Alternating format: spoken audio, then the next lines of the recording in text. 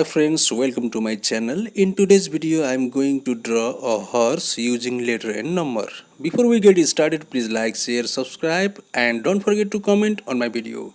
So let's start.